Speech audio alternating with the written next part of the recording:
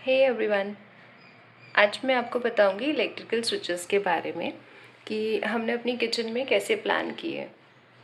बहुत सारी प्लानिंग करो, सब कुछ करो, लेकिन उसके बावजूद ना कुछ ऐसी प्रॉब्लम्स आ ही जाती हैं।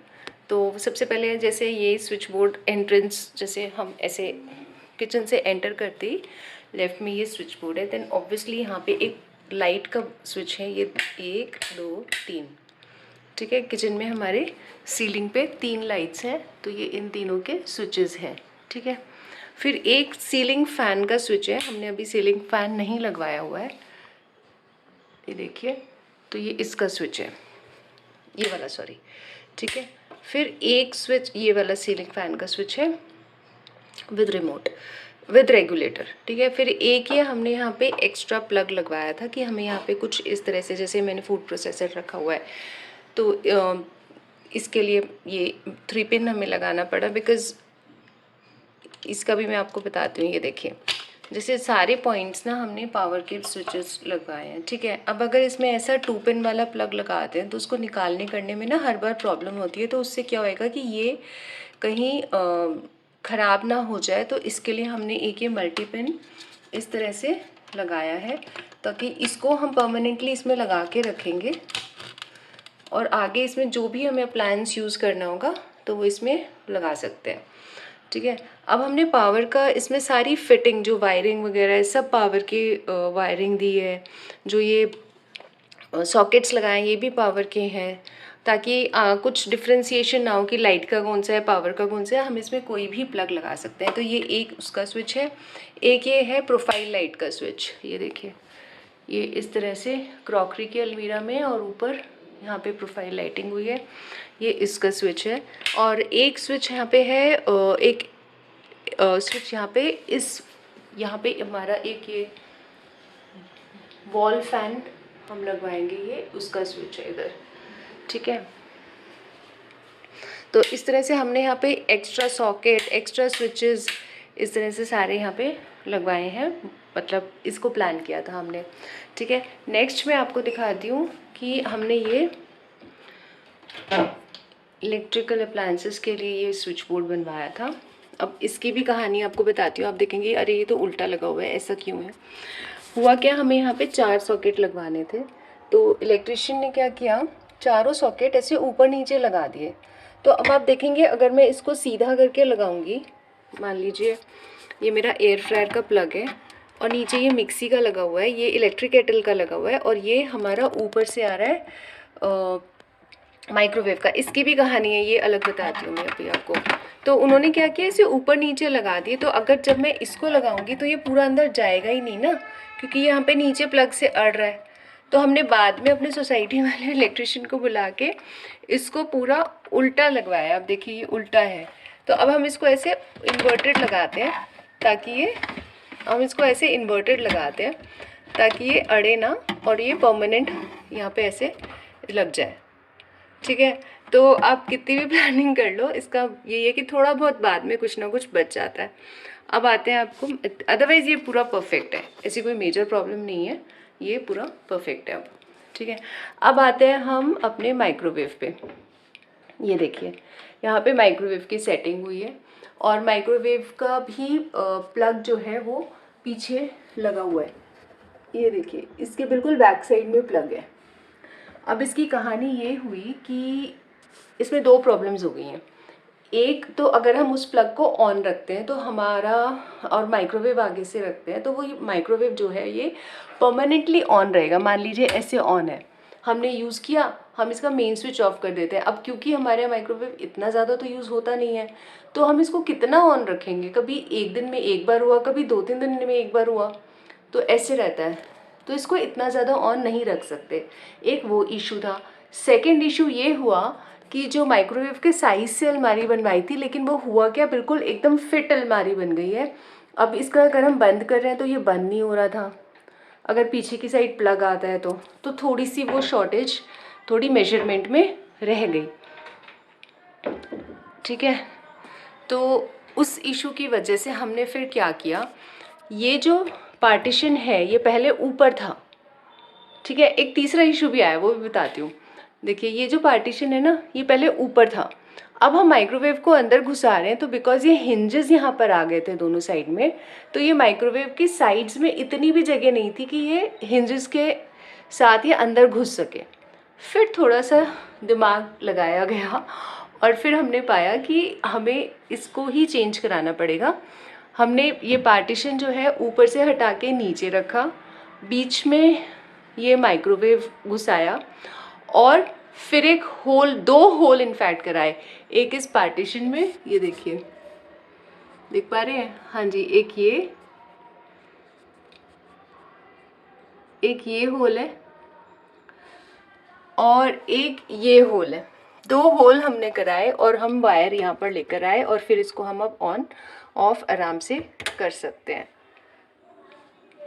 ठीक है ना। ये थोड़ा सा इशू आया था कारपेंटर वाले भैया ने जब पूरा ये बनाया है ना केस, तो तब एक्चुअल फाइनल लुक में ये थोड़ा इशू आ गया था, पर अब नाउ एवरीथिंग इज सॉर्टेड।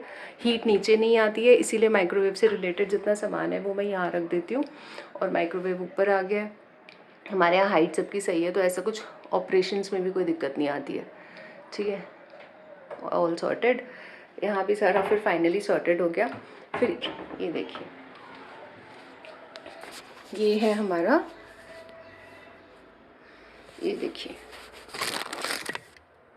ये हमारे जो ये वाला जो है, दिस इज़ आरओ का, ठीक है, एंड दिस इज़ हमारा डिश वॉशर का। ये दोनों ऑन रहते हैं। डिश वॉशर में हमने एक पावर प्लग लगवाया है, स्मार्ट प्लग, तो उसको कभी भी ऑन ऑफ हम कहीं बाहर जाते हैं तो वहाँ से भी कर सकते हैं। मान लीजिए मशीन ऑन है जब हम बाहर गए हैं तो।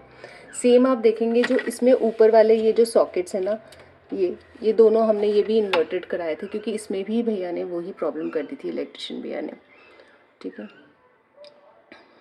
अभी ये थोड़ा सा हमें डाइसी लग रहा है क्योंकि यहाँ पे सारा पानी का भी काम है और बिजली का भी काम है। ये टैंक रखा है इसका और वॉश बेसिन भी है, तो थोड़ा इसको कवर वगैरह कराने की सोच रहे हैं। लेट्स सी क्या होता है, बट अदरवाइज़ फंक्शनिंग में कोई इशू नहीं है कहीं भी। तो प्रॉब्लम्स आते हैं। अच्छा, यहाँ पे ना ये स्विच बोर्ड है। जैसे आप देखेंगे ना, 2 स्विच बोर्ड हमने प्लान किए थे, एक स्टोव के इस तरफ था और एक स्टोव के इस तरफ भी आना था यहाँ पर।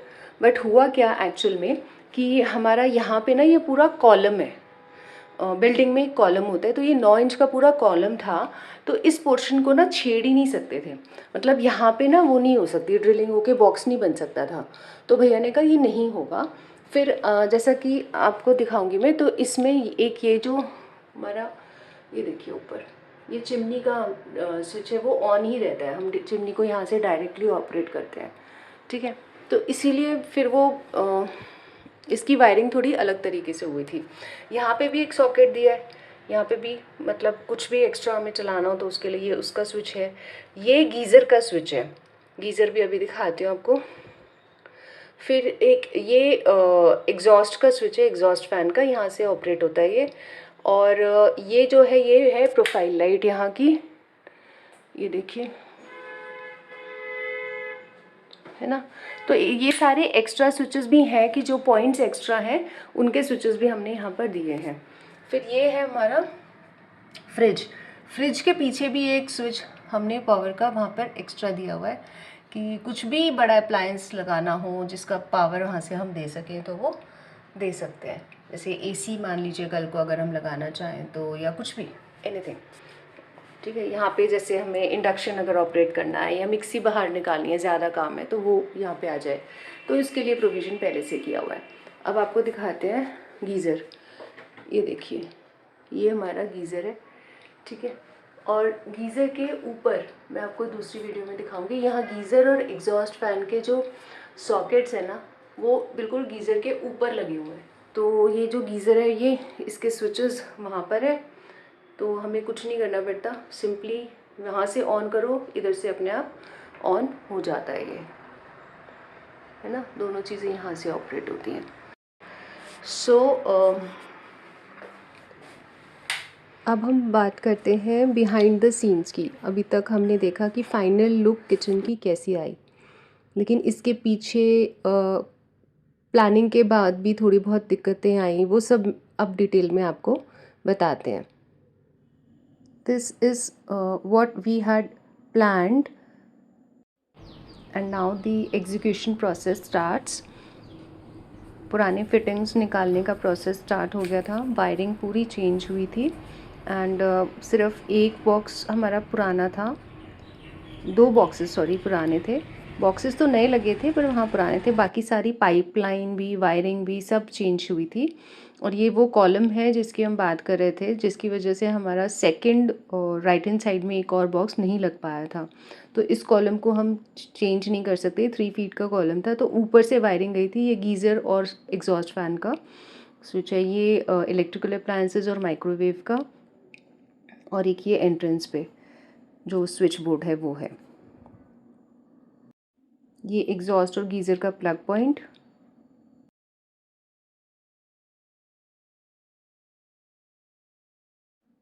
ये देखिए ये चिमनी में एक और इशू था कि कोर कटिंग कहाँ पर हो, कितनी हाइट पर हो, जिसकी वजह से इसकी इस तरह से हमें वायरिंग करनी पड़ी, because height of core cutting was very important.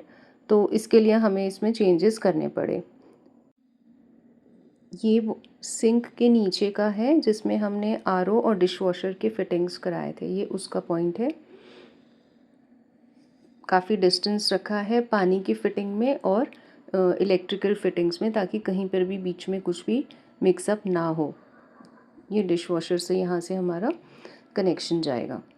ये इलेक्ट्रॉनिक अप्लायंसेस का स्विच बोर्ड, ये माइक्रोवेव का स्विच बोर्ड जो उसके पीछे छुप गया था, उसको नहीं ऑपरेट कर पाया। ये वॉल फैन जो है उसका यहाँ पे सॉकेट लगेगा। ये ऊपर जो स्टोरेज स्पेस है उस अलमीरा के नीचे प्रोफाइल लाइटिंग, और ये क्रॉकरी की जो अलमीरा है उसकी प्रोफाइल लाइटिंग की वायरिंग कराकर यहाँ पर छोड़ दी गई है। और इन सारे स्विचेस को यहाँ से ऑपरेट किया जाएगा, जो हमारी किचन की एंट्रेंस में एक स्विच बोर्ड लगा है।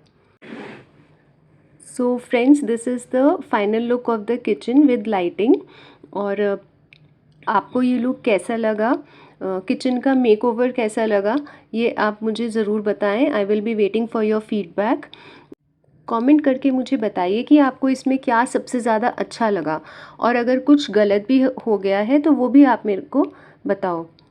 और ये वीडियो अगर आपको पसंद आई है तो प्लीज़ इसे लाइक ज़रूर करें, शेयर करें और इस चैनल को सब्सक्राइब कर दीजिए, ताकि मैं अपने और भी ज़्यादा इन्फॉर्मेटिव एक्सपीरियंसेस आपके साथ शेयर कर सकूं। तो फ्रेंड्स, मैं मोनू गोयल @मोनू सेज अपने इस चैनल पे आपसे फिर मिलती हूँ एक और नई वीडियो के साथ। तब तक के लिए goodbye and take care and keep watching. Thank you.